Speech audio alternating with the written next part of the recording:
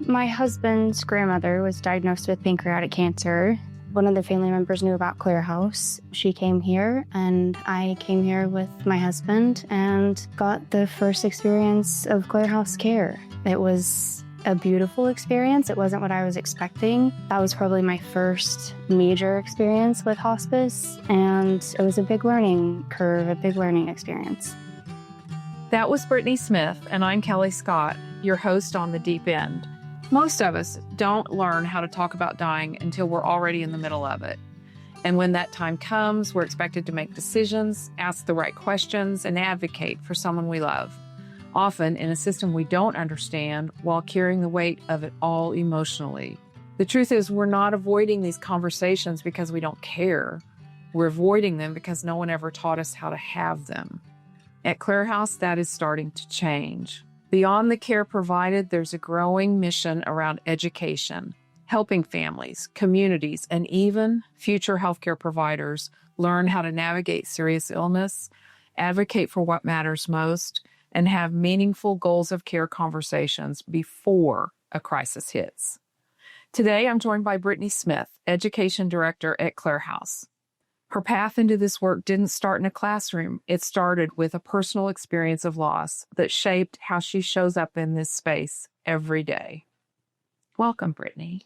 Thank you. Thrilled to have you here. We have conversations every day, but we don't often record them. Yes, it will be a new experience for me.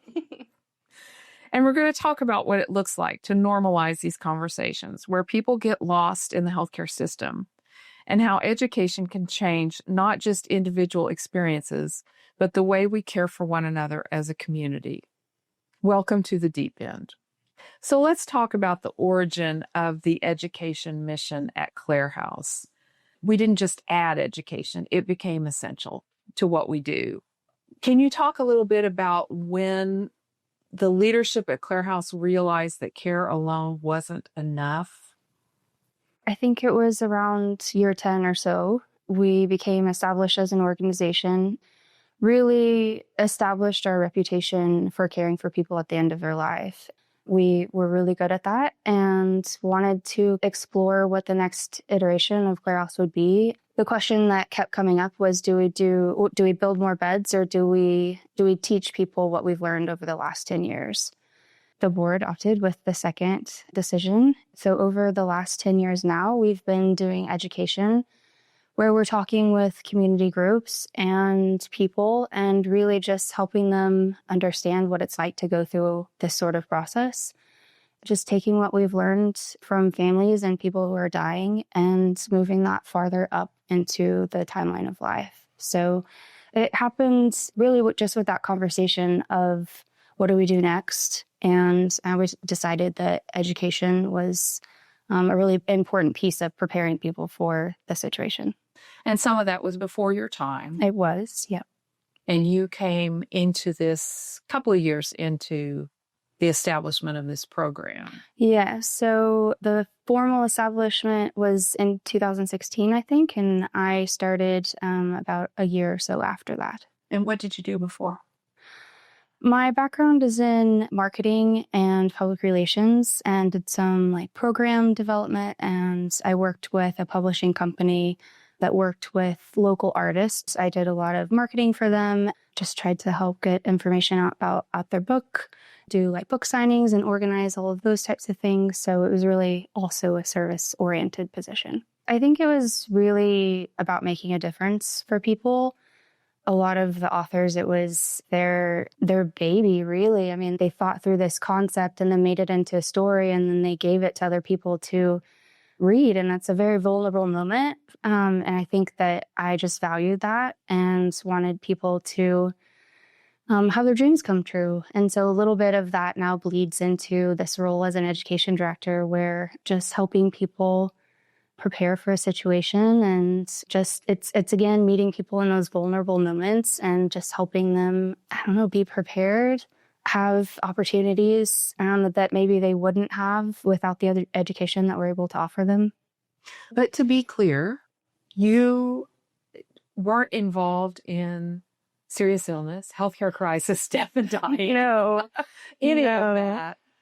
in those earlier career roles that you had, you came to this quite bravely without any experience in it besides your personal stuff. Yeah, no experience whatsoever. And I think really the experience with Matt's grandmother, that was still, it was a fast experience at Clarehouse, but there was still so much that I could have learned from that experience.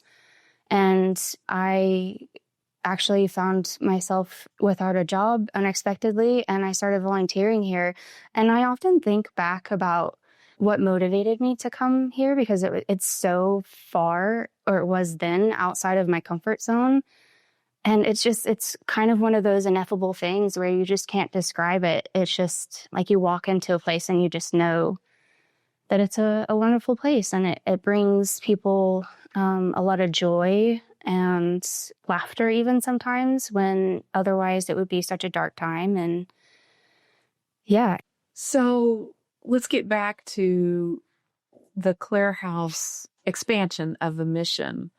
And I know that while a lot of impact has been made, it's nowhere near complete. What we're trying to help and prepare the community for, we've not gotten close to achieving that. But back then and through today, what are the gaps that we see, that you see in families when they are facing these health crises? What are the gaps in the community, the gaps in what they need to navigate? I mean, I would think that the first one would be knowledge. I mean, unless you've had that life experience, you don't really know what to expect. You don't know what to do. You don't know what questions to ask.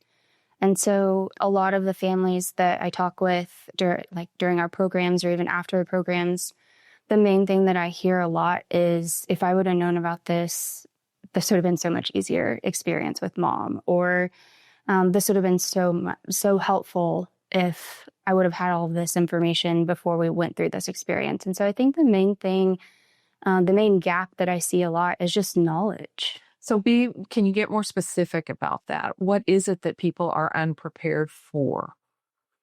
I think decision making, and also like the overwhelming experience of going through like a terminal illness, or how to have conversations with your doctor, or what questions to ask when you actually get in the hospital, and all of these things are coming at you and you're overwhelmed and you don't really know what direction to go in.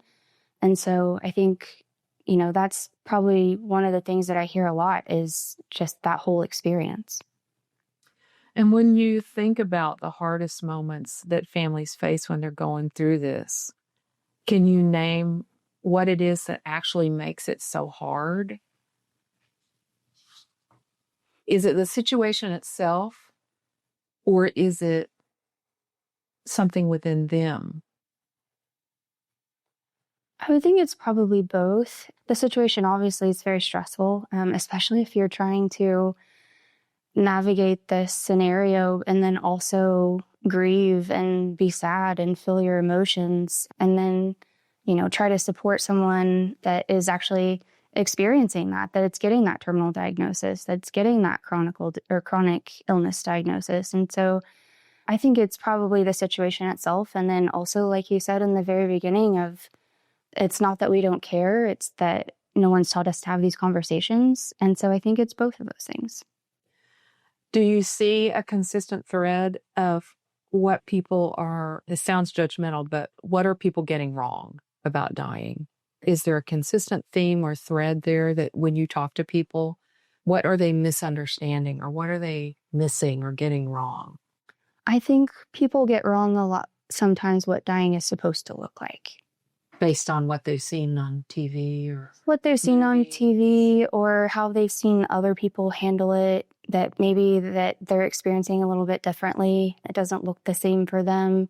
It doesn't feel the same for them. I think especially with grief, that can look a lot different with someone that has a very unexpected diagnosis and, is admitted to Clarehouse maybe the same day or a couple days after they receive that diagnosis, versus someone that has been living with a chronic disease and then they've slowly declined over time. So I think that looks differently for people. And I think a misconception with that is that death has to look the same or it's the same experience. There's a lot of misunderstanding of all the shoulds about what people should do as they're going through this process. I think, yeah, just giving ourselves grace is really important in a situation like this. So let's talk about what the community actually needs. And I wanted to try to make this as tangible as possible for people that are listening. And I think there's 4 areas that we need to talk about. And the first one is to normalize conversations about serious illness. Why are we so bad at being honest, talking about it? You spend your life creating curriculum and executing programs where you invite people in to have these conversations that in general nobody wants to talk about.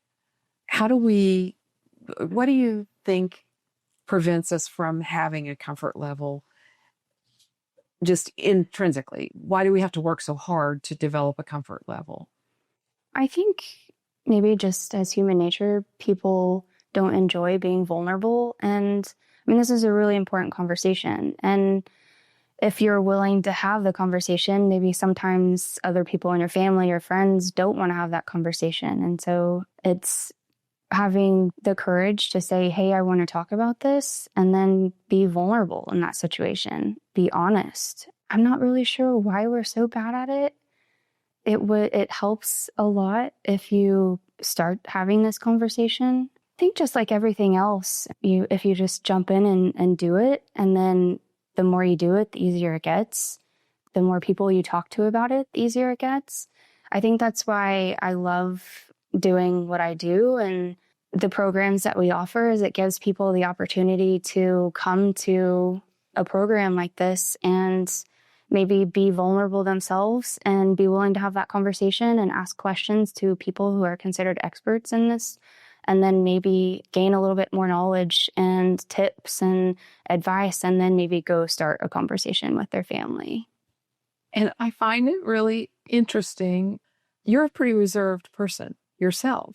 You keep things pretty buttoned up, and yet you came into this role completely cold and have kind of figured it out. And I think that says a lot about you, about developing skills and practice and how you can do hard things. Yeah. I mean, I've always been open to learning. I mean, it was a new experience. Having gone through that with Matt's family, it was such a new experience for me. And I had no idea what that was going to be like. And then with my family, I had aging grandparents and there were some health concerns with my family. And so it's like, okay, I need to be open to having this conversation. This is something that eventually we'll all go through. By nature, I'm a planner. And so I like to be prepared. And so just learning more about what Clarehouse offers, not just from a care perspective, but through our education specifically, that was really important to me. So just being open to exploring that conversation and walking down that path was just something that interested me in that time. So let's talk about navigating the healthcare system and where people get lost when they're on that journey. First, what do you wish every family understood before a hospital stay, before you have some crisis, some emergency, and you find that you've landed in the ER with your person or going to see them in the ICU and just figuring out, what do you think everybody needs to understand about that kind of a challenge? I think it's really important to know how to have a proper goals of care conversation. And also what sort of documentation needs to be in place before you get into that scenario. And if you don't, I mean, like what happens in those scenarios where you're not prepared? But isn't it just like on the pit when, Dr. Robbie walks into the room and he explains everything to you, it makes perfect sense, and you come to a agreement with your whole family about what needs to happen next? Isn't that how it always happens? Sure, in a perfect world. I mean, I've had personal experiences in a hospital waiting room and get delivered bad news, and you're like, okay, you just told me this. What do I do with that? Where do I go from here? Yeah, it's not a perfect world. And so that's why we need to have these conversations. And that's why things that we're doing with Clarehouse Education is so important, because there's so many people that have that same experience. Do you talk to families where they relate an experience where physicians or health providers came in, gave them information like drinking out of a fire hydrant and left the room, and they're sitting there not even understanding the language that was used, the words that were used, the terminology? Sure. What I love about what we're doing with Clarehouse is it's not just focused on the people that are receiving that information, it's also focused on the people that are delivering that information. So we work with a lot of residents and med students, and they come and shadow our staff at Clarehouse, and they get experience with talking with people in very vulnerable moments and learn how to, communicate with someone that is going through this information overload. And I think that's really important to approach it from both sides, because when you have someone, a physician that is delivering this bad news, I mean, that's their job. It's to give the bad news sometimes, and then the person to receive it. But when we receive it, it can be very overwhelming. And especially if they're not using terms that they can understand, it changes the decision making that they go through with their family, or it changes how their family interacts with each other. So I think what I really love about that is that we approach it from both sides, because how you're delivering the bad news is also really important, but being able to process it is really important too. And I love that we give people tips and pathways to actually work through some of that to make educated decisions. And when you talk about advocating for someone, what do you think advocacy really looks like? I've thought a lot about that, actually. I think it looks different for different people. I think if you're being an advocate, a really important question to ask yourself is this what this person needs right now? Sometimes they'll need someone to help process information. They'll need someone to help with decision support. So talking through some of those things that a physician has told them. Sometimes it's someone to help organize things. And then sometimes it's being someone that this person can just talk through what they're feeling or what they heard and what they understand.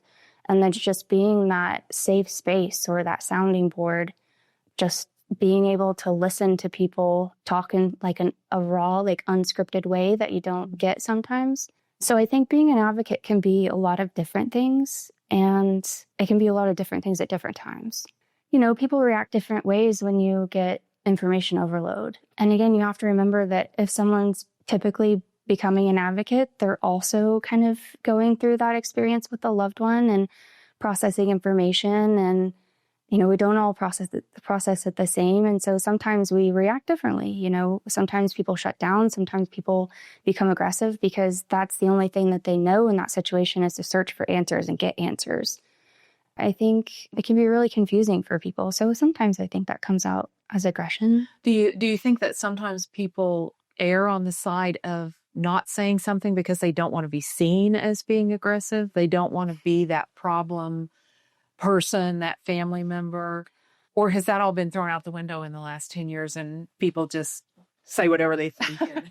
Well, I don't know. I think if a person's, innately aggressive, then they're going to be aggressive. But there's a documentary that we show students, and it's called Dying is Not Giving Up.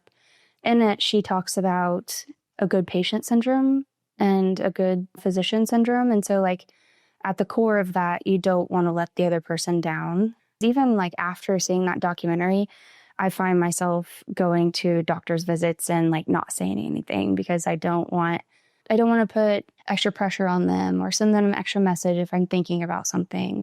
I think that good patient syndrome is helpful to put out there to people, that you don't have to be a good patient.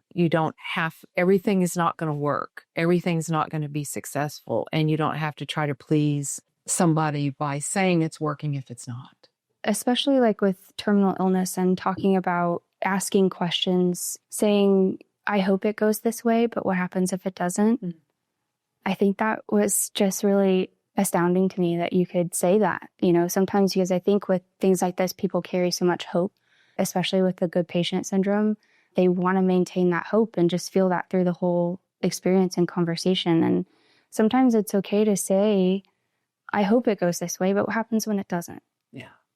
And when you're talking about goals of care conversations, I think that's a really important question to ask. I think in that documentary, she also talks about tell your provider how you want your information and how to communicate with you. And I think that's something that's really helpful for people to say, to establish some parameters for communication right off the bat and say, listen, I don't want you worrying about hurting my feelings. That's not what I need from you. I need to know the truth, best case, worst case, what you think, what you would do. But I think people hesitate to try to set the tenor of that communication. And it's a really important piece. Yeah, it really is. I think starting off initially with boundaries of like, this is what's important to me. These are my values. This is what my beliefs are. This is what I want to, or what I hope to occur. And just being honest from the very beginning will change the entire experience for people. And then if you're not comfortable doing that, get an advocate for yourself. Think about who could do that in a situation like that. Someone that maybe it's a family member, but it doesn't always have to be. It can be a friend. And bring someone with you sometimes it's easier to have that conversation with someone that and express that in a living room over a glass of wine. And then they can come with you and they can speak that on your behalf. And what's the risk of not speaking out? What might happen? What might you lose? Well, for one, autonomy. The risk is this not being an experience that's meaningful to you. And I know that's maybe a weird thing to say when you're going through like a terminal diagnosis, but I mean, shouldn't that at the basis be a meaningful experience? So let's talk about educating the next generation and kind of zoom out. What is the influence of this nonprofit beyond the walls of this building? Talk a little bit about that whole student program.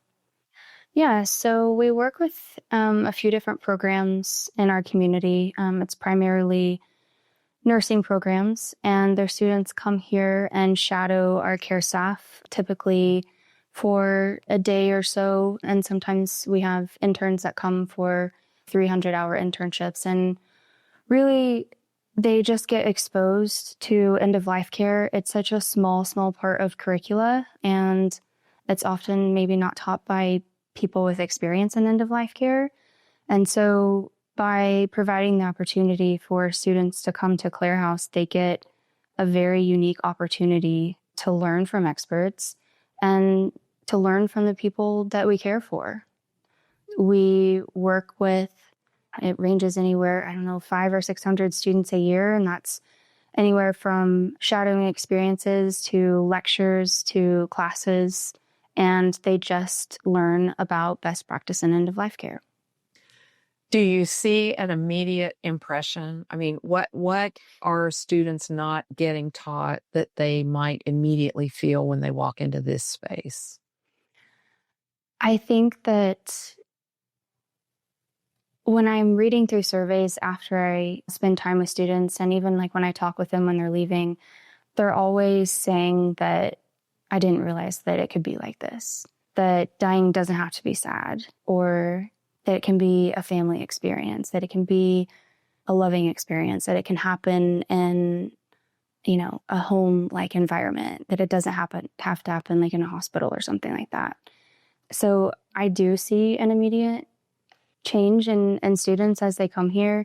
One of my favorite things to ask students when they first get here is, what do you expect with this experience? And then when they leave, just having like a short debrief with them, and it just, even their demeanor, like being in the house has changed. Their body language has changed. What do they expect in the beginning?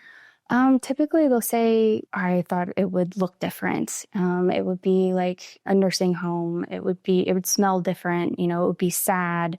would just have like this somber atmosphere, environment, or energy. And then it's not that way. They spend time with the care staff. They realize that laughter is a huge part of healing that happens at Clarehouse, and that conversations are so important, especially, giving families just an opportunity to talk or ask questions or whatever that looks like. And so, yeah, it's not what they expect at all. What about working and communicating directly with the caregivers? What do you think they see in the care at the bedside and reflected in the humans doing that care that they might not see within the formal healthcare system?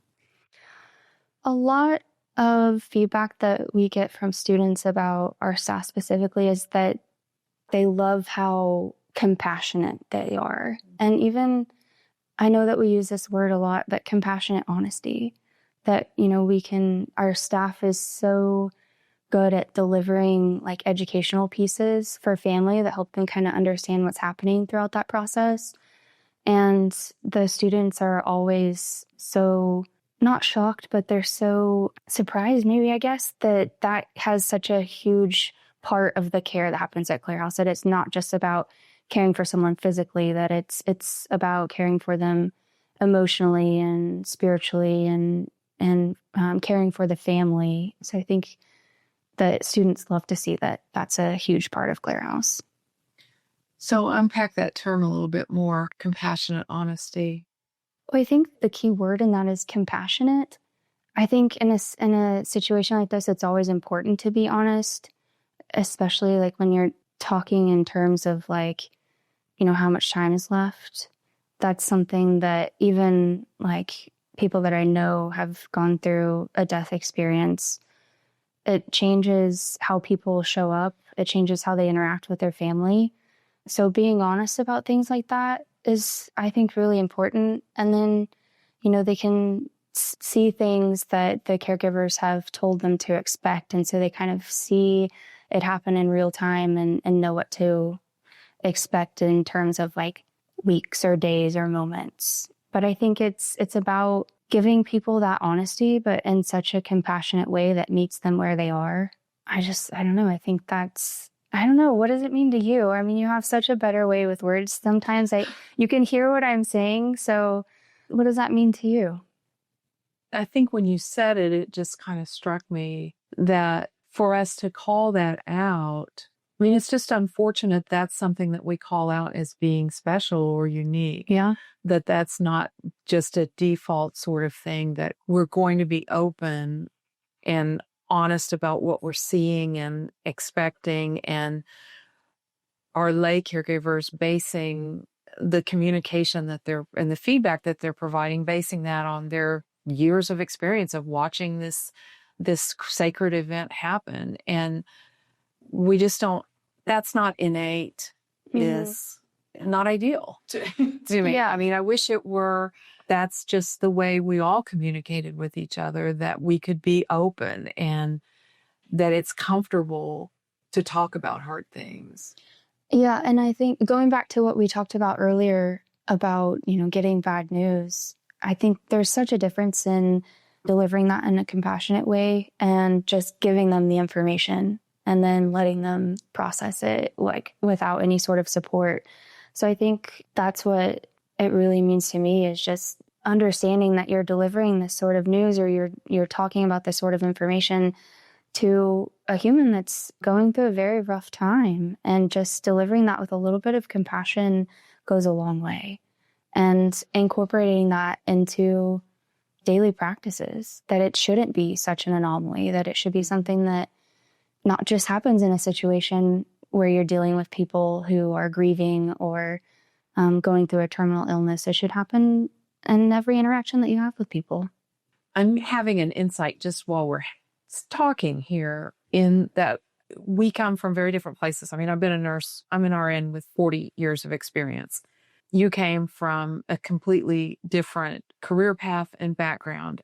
That is so normal at Clarehouse, that we have people with decades of expertise and we have lay people deeply involved in this work. And yet we all meet each other in conversation and sharing and making meaning out of what happens here on an hourly, daily basis. And it doesn't matter who has the most expertise from an academic standpoint or a clinical standpoint or a life experience standpoint. We're all just going through this together and figuring it out as we go along.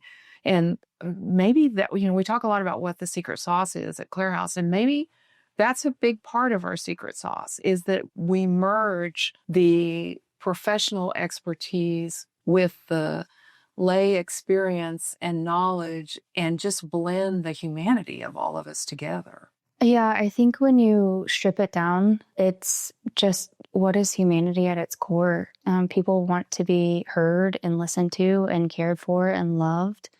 And all of those things happen at Clarehouse every single day, not just in the care that we provide, but in the education as well. There's so much compassion in that too, of providing these spaces where you can come in and talk about these things that are really hard to talk about. So it's not just happening at Clarehouse. It's happening at homes like Clarehouse all across the country. That's a big part of your work, the Omega Home Network. We had a guest last week, Beth, that is on the board there and has had lots of experience in an Omega home in New York. And she kind of laid the foundation of what the network does. From your viewpoint of sitting in your chair and supporting this work all across the country, what's the most meaningful to you about that? It's interesting that you asked that question right after we talked about people coming from different walks of life. I think that's so interesting with the network. You have people that have been hospice nurses or physicians for years and years, and then you have people that have had a family member that has died, and whether it was a good experience or a bad experience in hospice, they want to help another family. Or you have volunteers that have experienced a home and, given their time and talents. You have all different types of people that are coming to this conclusion that there needs to be a solution to this gap in end-of-life care. And they're just coming about it in whether it's a professional or a personal way. And they have a dream and a vision, and they want to bring something like this to their own community. So I always just think that's so fascinating when I'm talking with people. One of the first things that I do when they reach out is, can you tell me a little bit about your experience? Can you tell me what has got you to this point? Why do you want to open this home? What does it mean to you? And I love hearing their stories. Mm-hmm. Such a breadth of individuals. Yes, very much so. But they all have the same mission at heart, and it's to provide a meaningful end-of-life experience for people in their community. So we have the national conference that we're very in the middle of planning right now. And what I love so much about the conference is that it's a large group of people that have come together because they have the same desire to create these homes or sustain these homes. And when you get there, the energy is just off the charts because you are with people that care about the same things you do, that have such big hearts for people and this mission and this work. And it's amazing when you get around people like that. You just kind of, your energy builds and builds when you have found your people. How do you think your family experience, and maybe even not just with Matt's grandma, but with other family challenges that you faced over the years, does that affect how you show up to work every day? Definitely. I mean, as I go through new life experiences, I gain new wisdom, and that really drives a lot of how I show up in this work and how I show up for people here. Even just being in this house, it changes your perspective. Suddenly, the little things aren't so important anymore. You have people that are dying and their families are experiencing such grief, and it really affects the way that I interact with people and just show up in different situations in my life. You talked earlier about that being here in the beginning really drew you out of your comfort zone. What do you think that you carry into a room that somebody without this experience wouldn't? Would just when you, Britni, walk into a space with a friend, somebody that calls and wants to come over and have a glass of wine and talk about something they're going through, what do you bring? Just having gone through like experiences like that myself, or seeing even how care staff show up for our families, I would hope that I bring like patience and understanding and a safe space where they can work through some of that. And then sometimes also be the person that says, this sucks, like, and I think I talked a little bit about There's that. some compassionate honesty.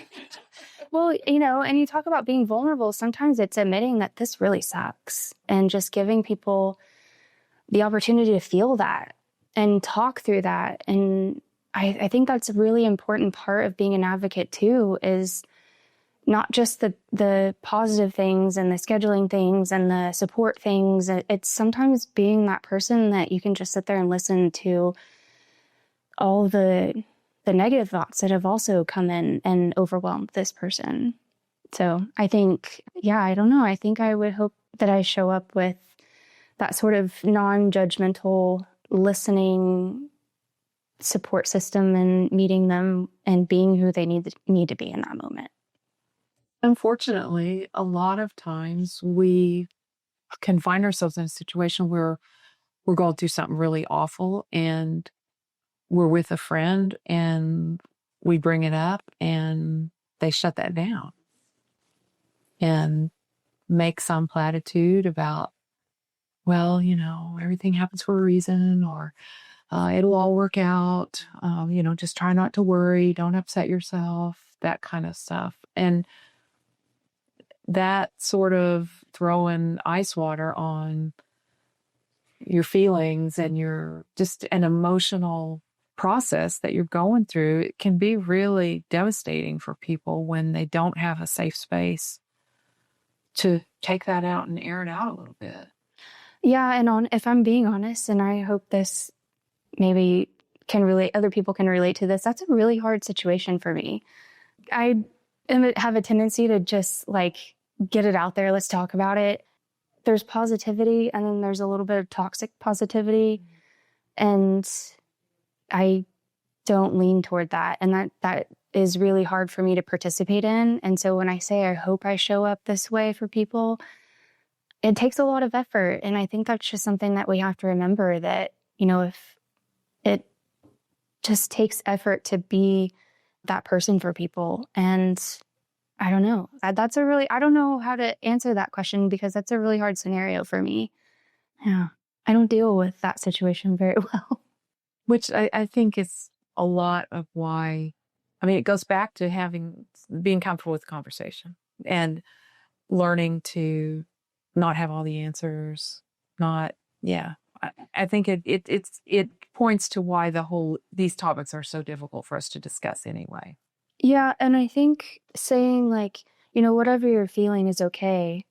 It is okay, but at some point we kind of really do need to talk about it, because it's still going to happen.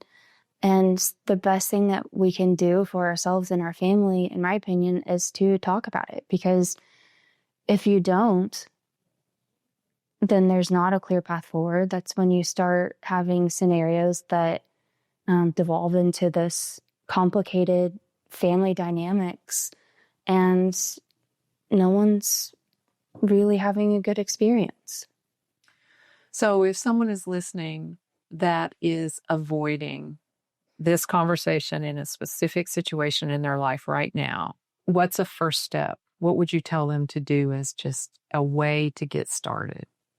I think just consider the situation, consider what matters most to you. And then, in a perfect world, how would this look for you? What would be your first step? What are you comfortable with?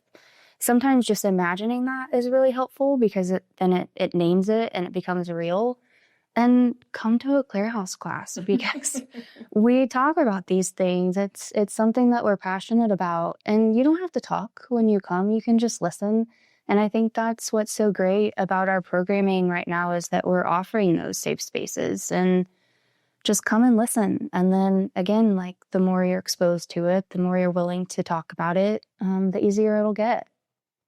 Thank you, Britni, for sharing your work and your heart. I think what stands out to me in this conversation is how much of this advocating for someone you love, navigating the system, having that goals of care conversation, it's not that people don't care enough to do it. It's that no one ever showed them how. I think that's really the nail on the head there. But that's why I love what we're doing is that we're teaching people one by one how to do this. Yeah. You're giving them a way into the conversation, a way to ask better questions. And that question of what matters most right now is key. It's a way for us to make sure that what matters most doesn't get lost in the middle of everything else that's going on around us. I think that's what makes this work so important, not just at the end of life, but in how we show up for each other along the way. 100% agree. Thank you. See, we did it. We got through it. You did. I'm just grateful for these opportunities to hopefully inspire people, even if it's just having a conversation with yourself. It's okay to do that. It's okay to start there. Yeah. So if you're listening and this is a conversation you've been putting off, maybe this is your nudge to start it. This is the deep end where we go past the surface into the conversations that actually matter. Thanks for listening.